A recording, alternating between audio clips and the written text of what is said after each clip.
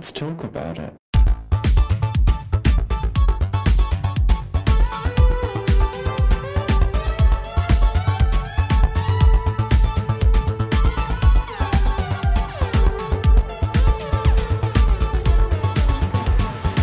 Hello and welcome to Thicc Radio, the podcast where we talk about gaming and everything in its orbit. I'm James. And I'm Tim, so let's get into it. What are we talking about today, James? Well, today we are talking about padding, and to go along with padding, we actually have a special guest, a guest who has reached out to us very passionately to talk about padding. So, ladies and gentlemen, we'd love to introduce you to Amanda. Welcome to the show. Thank you. Thank you for having me. Lovely to have you here. How are you today? Doing good. Glad to hear it. So, I was really happy that you reached out about this because, there's so many niche elements to the gaming community that sometimes you think, oh gosh, where are we going to find someone who can represent the gamut of all the different bits and pieces? And of course, that's impossible. But, to have someone like yourself who represents that community reach out with that eagerness, that passion to really speak on the subject, I think is fantastic, because I think that's going to lend us to the best conversations. So, wanting to really kick things off, how do you define padding? What is padding for anyone listening who maybe doesn't quite realize what it is? Sure. Well, I define it as using clothes inside of other clothes to make yourself appear fatter. Sometimes it can be blankets or sheets or even pillows, or sometimes all of that.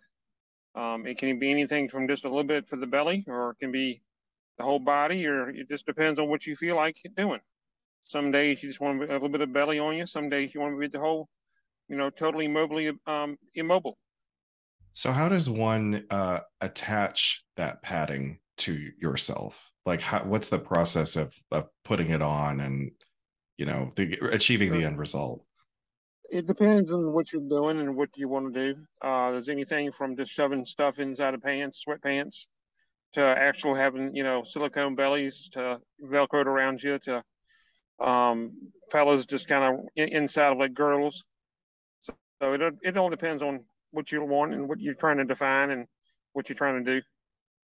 I didn't know that they made silicone bellies. Is that is there a company out there that does that as like a sort of like pregnancy aid or simulation? Is that the kind of thing, or do they literally make like a? It's a good question.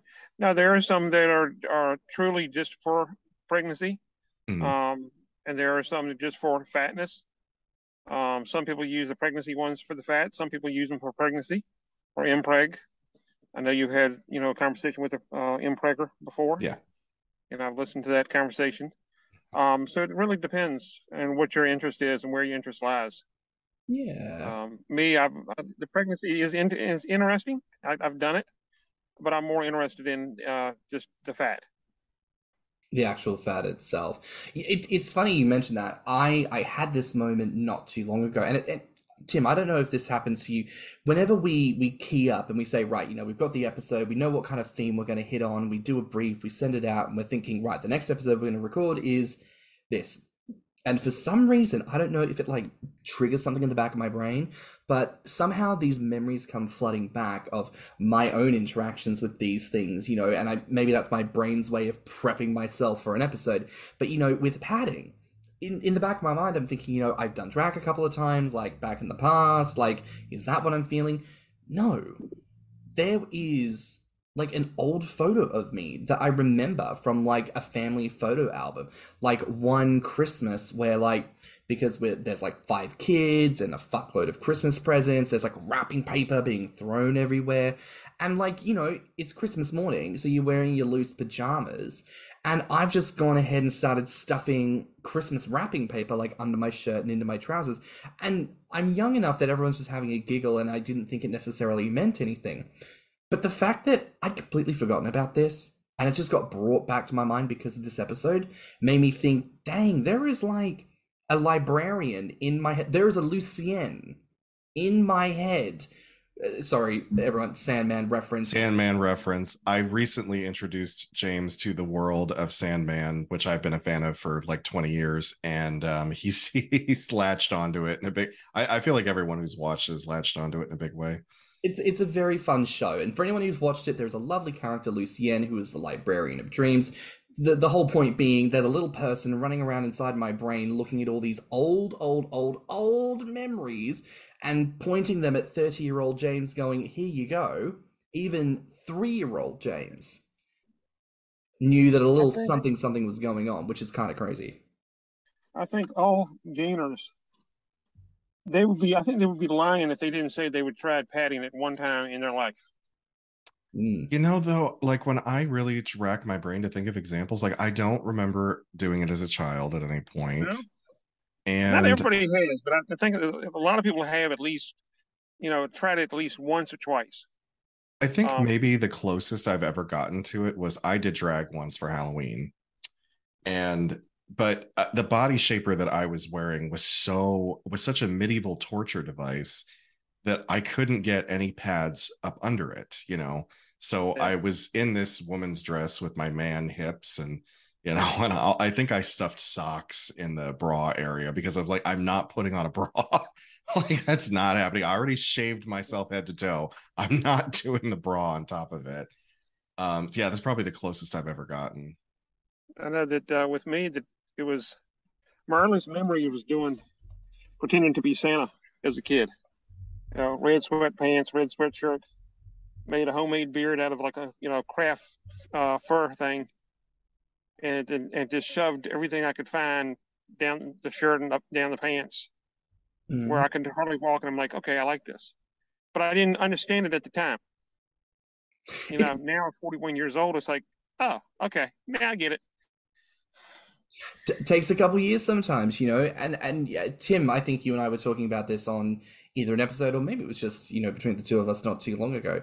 It's interesting sometimes, you reflect at whatever age you're at, and then you think to yourself, God, why did it take me so long? Or, some people come into the community well into their 50s and 60s. And sometimes I think there's this question of like, how can people only just discover this? But I think, it's different strokes for different folks. It takes some people a minute, it takes some people a year. And there's nothing wrong with that. It's good to take that time to work it out. And hey, the access to padding clearly acted as a harbinger for pounds yet to come. Because listeners, you cannot see Amanda's delightfully chubby cheeks, but she is a delightfully plump individual. So, we are of course all about the pounds here on the pod, whether they are padded or physically attached to the body by way of however, whether it's fabric or flesh. Whether it's fabric or flesh, there you go. A much not so neat a way of saying that. It's funny though, this kind of thing about drag. I am curious to sort of query Amanda, because obviously drag queens pad as part of their engagement with conveying a body in line with their preferred presentation. Do you feel like there is some form of crossover with like the motivation for a drag queen to pad and for someone in the community to pad? I know I've known people that do drag, and when they pad, as a drag queen, they get it does kind of melt itself into one, but then again, it's also separate. I've known people that do the curves and want to do the whole thing, but I also know people like not interested in that at all. They just want to be the fat. And I'm just a little bit unusual that I don't do drag, but I am non-binary, gender fluid.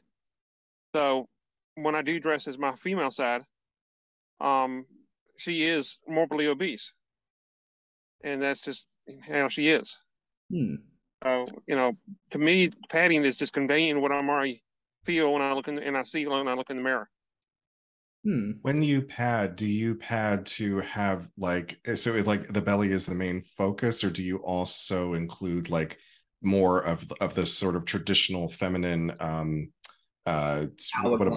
hourglass kind of shit? Yeah, like the curves and maybe like a fuller backside. Think Southern great grandma, elderly 1940s grandma. So okay. Belly, butt, sides, more pear shaped. Okay, gotcha. I don't like the curves. I don't want the curves. Hmm. Like an hourglass, Hmm. and I don't want the belly only. Gotcha. I go for everything. Well, If I could go more than that, I would. it's interesting, this idea of like gender and how we presume gender not just based on, stereotypical features of the face or like a haircut in particular, but body shape is often attributed to this idea of particularly femininity or masculinity, especially with the extremes of it, An extremely masculine male is meant to be like an upside down Dorito, broad shoulders, thin waist, and then an emasculated male is a beanpole because he is physically weak and incapable. And then similarly with women, a thin woman is just a waif, she's a Victorian snack waiting to be gobbled up. Whereas a woman who's voluptuous has come into her womanhood and her fertility. And what's really interesting is how obesity and fatness not only blurs the gender lines for some people, because arguably once you reach a certain level of fatness, if you saw a fat person nude in front of you, you may not be able to necessarily determine straight away whether that person is male or female, because the breasts become engorged regardless of the size, the belly, the behind, the face becomes so round, But expectations of gender in relation to fatness, I think, is very, very fascinating, especially with femininity, because, there was a really good article written, and I'll try to find the resources for the show notes. But essentially, the treatise explored how fatness in women is often treated as a failure of femininity, which is why it's interesting, this dichotomy, and how fat phobia links to misogyny, because a woman is only a woman when her breasts are fat and full of milk for children, when her belly is fat and round, full of children ready to birth. But of course, if she's too big in too many ways, then it just falls off a cliff. There is no gentle decline of femininity. There is only a sheer edge of good, disgusting.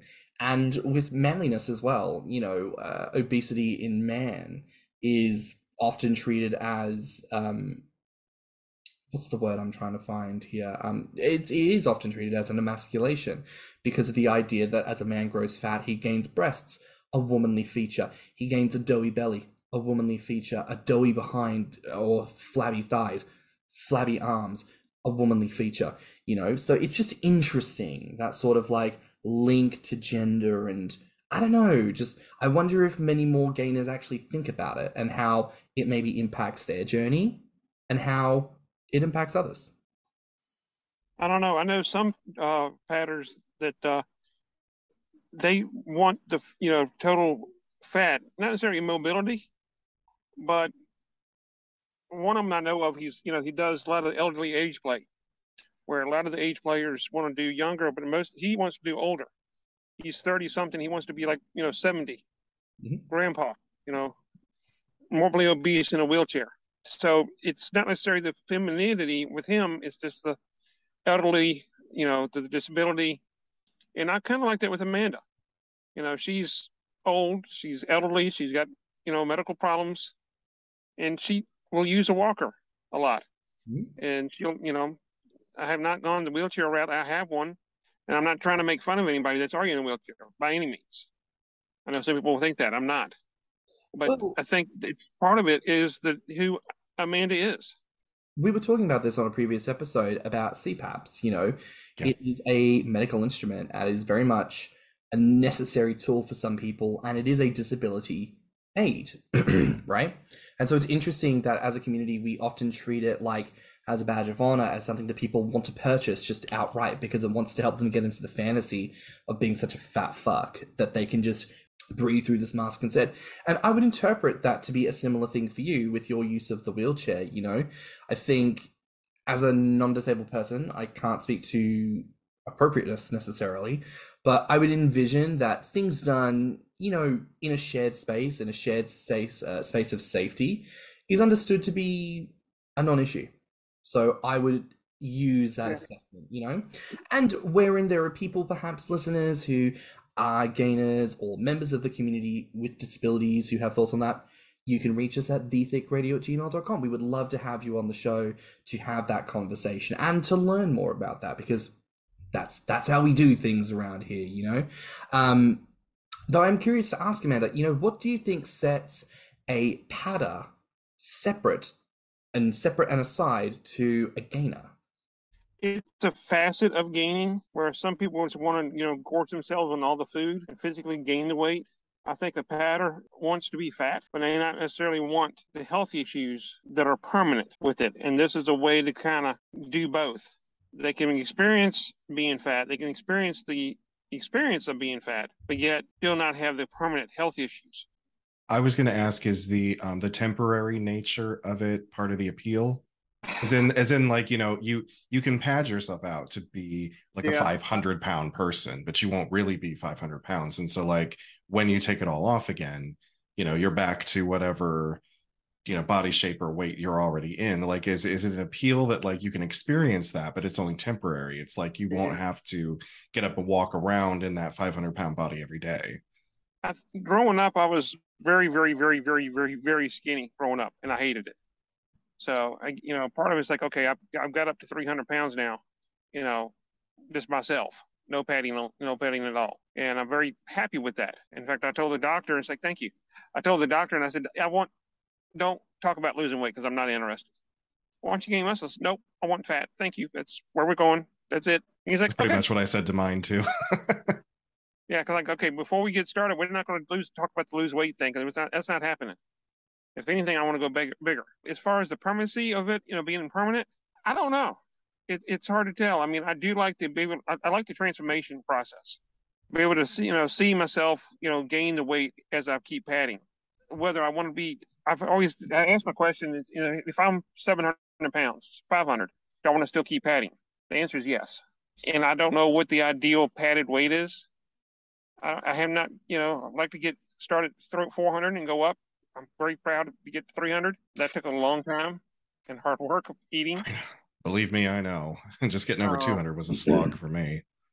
And it's, some people are like, oh my God, you want to lose weight? It's like, that's hard to lose. I had a hard time gaining the weight as I was trying to lose the weight, as somebody once said, and it's true. I don't know if I want it to be permanent or not. It is nice to experience it, but it is also like, okay, I can take it off. But then again, I'm like, no, I like the not be able to breathe. Part of that, I enjoy the problems with it. I mean, as a point of curiosity, when it comes to padding, do you focus on padding with materials that are weighted so as to give you the sensation of being heavier? Or is it more you're looking at materials that will allow you to physically look as big as possible? Right now, it's the physical look. Mm-hmm. I have thought about going to the local stores and getting like ankle weights to put around the ankles to get that, can't hardly walk, can't hardly move thing. But right now, with all the padding where I've got it set up and where I do it, it really is hard to walk as is. And honestly, it's truly makes me out of breath, not because I'm acting like that, but because it really is hard to walk. I've gone to the stores padded. Oh, you have? I was just about to ask that. Have you ever gone out in like a really visible public place and done it? Oh yeah, I went last Christmas. Was Christmas shopping. Went to the local Target, and I was, Amanda. So dressed up in the dress, the coat, the wig, the rain bonnet, grandma, and I had the walker. Walking down. The walker was in the shopping cart and walking down looking at Christmas presents. I got some weird looks. But nobody said anything. So like people noticed you, but obviously because like it padded that large, you'd be hard to miss. But like no one like harassed you though? No one harassed me. I don't know if people knew that it was just padding. I try to keep it real looking. There is a part of me that wants to go bigger. But I'm also at a point right now where I've got everything set. I'm going to need help placing more padding. I can imagine that trying to position things properly when it's just you must get pretty difficult at some point. It is. to place the pillows and place the blankets, I'm at the max where I can't do anything else without having somebody else there and says, "Hey, can you come over and help me position this stuff? Put this pillow on my back where it gives me a hump when I bend over. Put this here." I'd like to experience. I have padded before at home, laying in the bed, totally, trying to be immobile. But if I stood up, everything would just fall out. I'd like to have somebody to help me, do the mobility, and have help placing that, and going out. Where I can go out, experience that experience. Yeah. Do you suspect that there's a sort of link to maybe some wider BDSM fetishes there?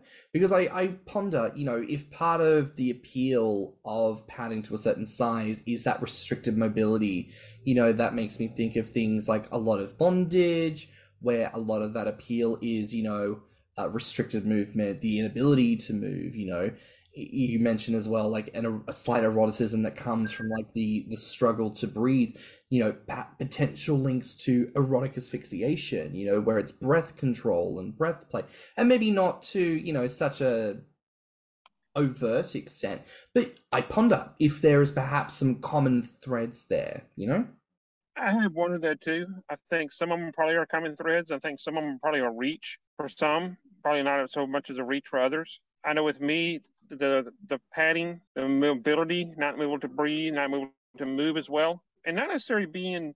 I think bringing the whole walker and the cane and the wheelchair in. It's not wanting to be disabled. It's just wanting to experience the experience of being fat, and that's part of that is being able to use that tool to give the appearance of, yeah, he needs this to move. She needs this to move. Does any part of you take like a thrill or any kind of satisfaction from like being stared at? Like, because I say this because there's a lot of people in the gaming community who are into like the humiliation part of it, like where they get teased and bullied and everything. And you might not want that necessarily, but like, do you get any thrill from being so big in a public space and like people notice you? People will stare at you. I think that I not necessarily a thrill from it. I would like to experience going out with somebody else and experience the humiliation of being called, fat ass, and just being humiliated a little bit, just to experience it. I never have, so I got to, see if it's something that, yeah, okay, that's not me, that's not for me. I'm open to it, but no, I think it's just going out and be able to pass. Now, this face is not going to pass as 80-year-old grandma, not unless I have some special effects makeup, which I like to try. I can teach you some tricks. I did that as a hobby for a while. So like I could teach you some tricks about enhancing like and creating wrinkles and yeah, I would love to have someone do it for me. But as far as the humiliation, the thrill, not necessarily. Is there particular materials that you like to pad with?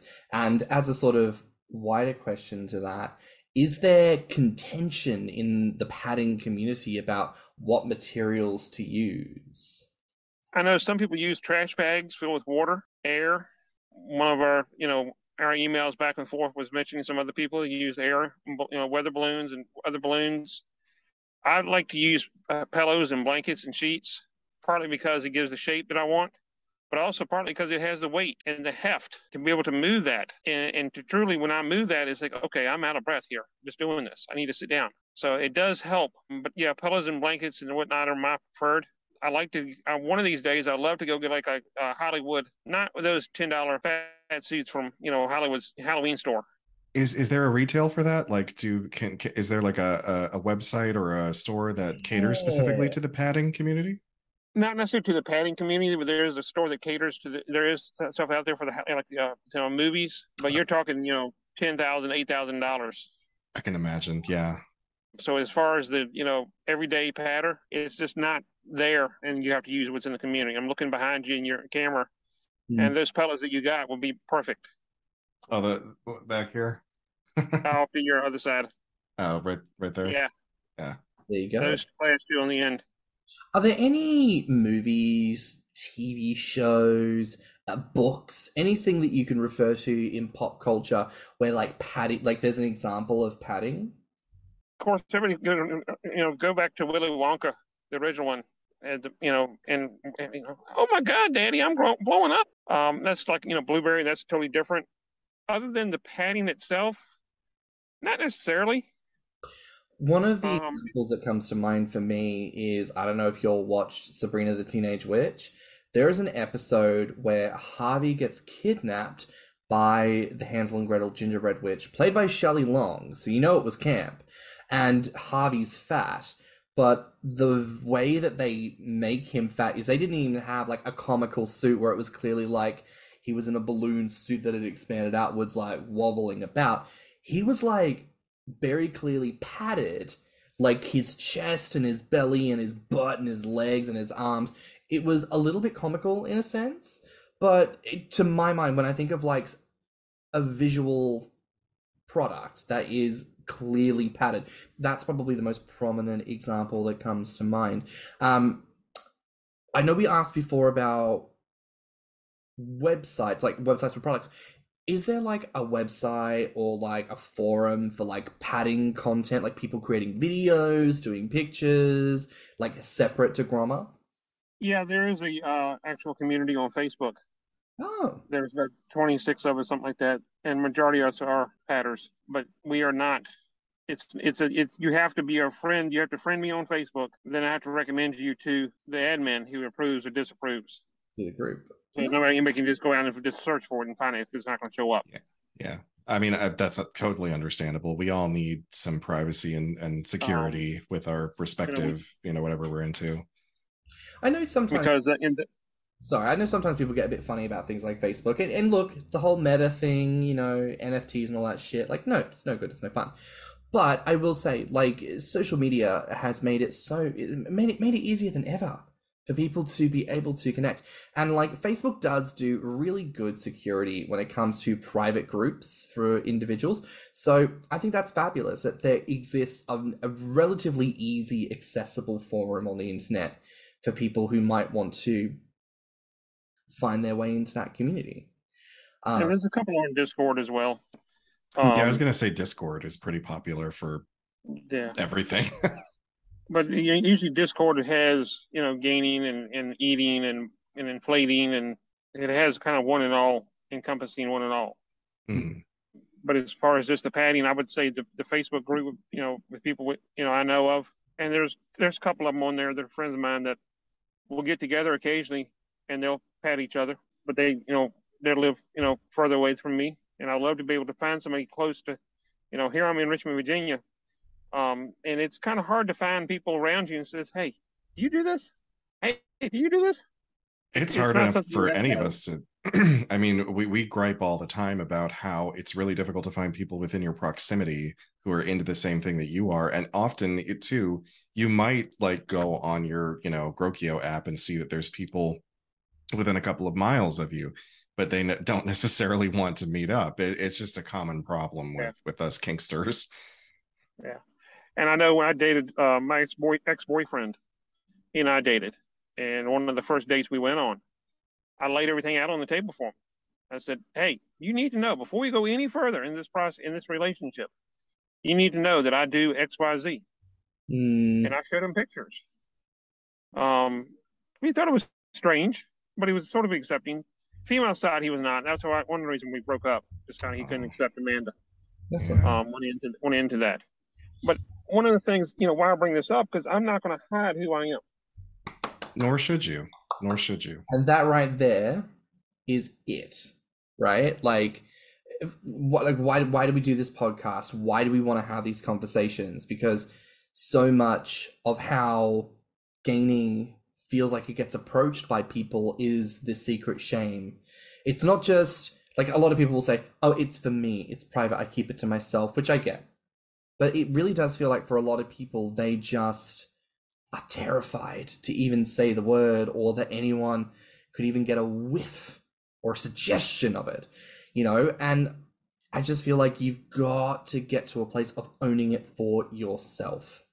I just want to say, I think we're done with our questions for now, but I just want to wrap up and ask, what is the number one thing you want non-padders to know about your experience? I guess really just to, that we're out there and we are a part of the community. Whether you accept it or not, we are out there.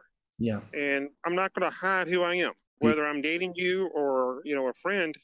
If you walk in the door in my house and I'm sitting at the sink doing dishes and I'm grandma, I'm not hiding. I'm not going to run in the other room. Oh my God, he's here. I got to hide. I did that as a kid when, mom and dad come home and they weren't, I wasn't expecting and I was going to get found out. And it's like, what are you doing? Yeah. It's like, I'm just not going to do that. So yeah, you shouldn't have to.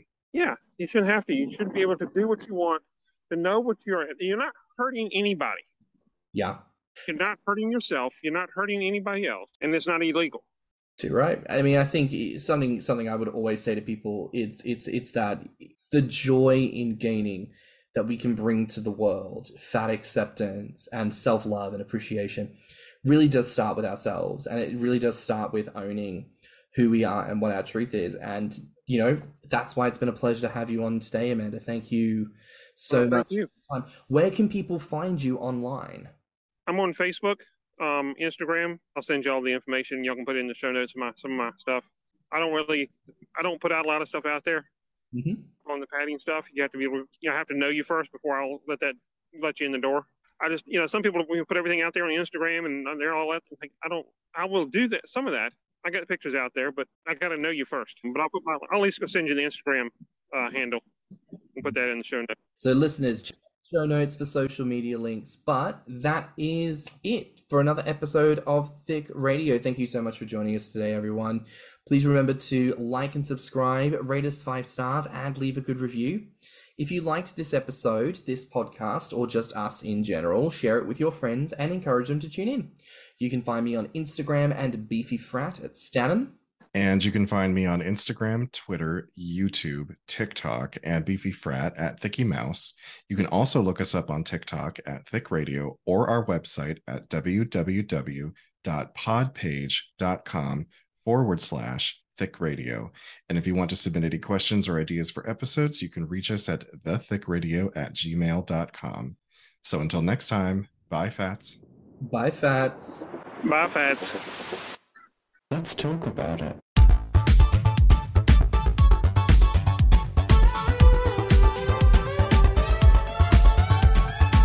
Thicc Radio is a Patreon and Anchor app podcast produced by Stannnum and Thiccy Mouse. Mixed and mastered by stannnum. Our artwork is provided by Lokitu. Our theme song is provided by Spotify.